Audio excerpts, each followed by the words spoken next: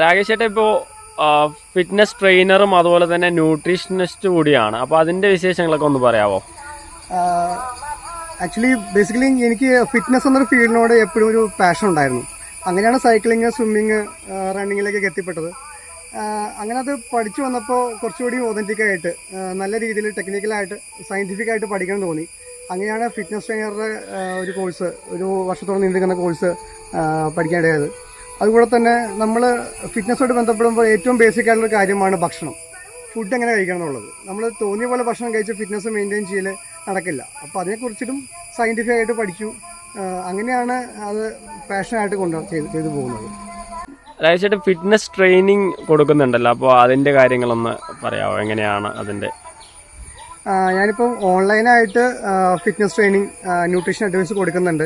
ആൾക്കാർക്ക് general fitness ആഗ്രഹിക്കുന്ന ആൾക്കാർക്ക്, അതായത് വെയിറ്റ് കുറയ്ക്കണം അല്ലെങ്കിൽ വെയിറ്റ് കൂട്ടണം, സ്വന്തം ഫിറ്റ്നസ് ഇമ്പ്രൂവ് ചെയ്യണം എന്നുള്ള ആൾക്കാർക്ക് ഓൺലൈനായിട്ടുള്ള ഗൈഡൻസ്, ഭക്ഷണക്രമങ്ങൾ, വർക്കൗട്ട് രീതികൾ, ഇനി റണ്ണിങ് ആയിട്ട് ബന്ധപ്പെട്ട് ഓട്ടം മെച്ചപ്പെടുന്ന ആഗ്രഹിക്കുന്ന ആൾക്കാർക്ക് അതിനുള്ള അഡ്വൈസൊക്കെ കൊടുക്കുന്നുണ്ട്. ഓൺലൈനായിട്ട് തന്നെ വാട്സപ്പിൽ കൂടെ കൊടുക്കുന്നുണ്ട്.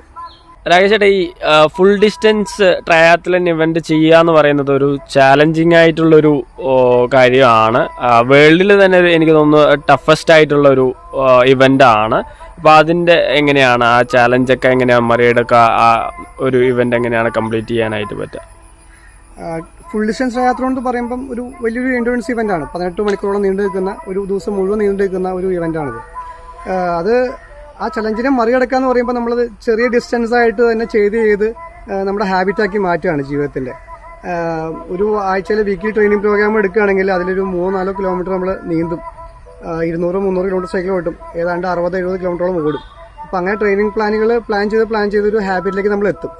അപ്പം ഇത്രയും ട്രെയിനിങ് ചെയ്ത് കഴിഞ്ഞ് വർഷങ്ങളോളം ഇത്രയും ട്രെയിൻ ചെയ്ത് കഴിഞ്ഞ് കഴിയുമ്പോൾ നമുക്കതൊരു ചലഞ്ചായിട്ട് ഫീൽ ആകുന്നില്ല. ആ ഇവൻറ്റിൻ്റെ സമയത്ത് പോലും അതൊരു ഒരു ചലഞ്ചായിട്ട് ഫീൽ ചെയ്യാറില്ല. അതാണ് അതിൻ്റെ ഒരു പ്രധാന ഘടകം. ട്രെയിനിങ് തന്നെയാണ് എപ്പോഴും എൻഡ്യൂറൻസ് ആയിട്ടുള്ള ആക്ടിവിറ്റികൾക്ക് ഏറ്റവും അടിസ്ഥാനപരമായിട്ടുള്ള കാര്യം. ഒരു സുപ്രഭാതത്തിൽ പോയി ചെയ്യാവുന്ന ഒരു കാര്യമല്ല. വർഷങ്ങളോളം ക്ഷമയെടുത്ത് കറക്റ്റ് ചെയ്ത് മിസ്റ്റേക്കുകൾ പഠിച്ച് അതിന് പരിഹാരം കണ്ടെത്തി പോയാൽ മാത്രമാണ് ഒരു എൻഡ്യൂറൻസ് ആക്ടിവിറ്റി നമുക്ക് പരിക്കുകളൊന്നും കൂടാതെ ഒരു ദിവസം നീണ്ടു നിൽക്കുന്ന ആക്ടിവിറ്റി നമുക്ക് കംപ്ലീറ്റ് ചെയ്യാൻ പറ്റുകയുള്ളൂ.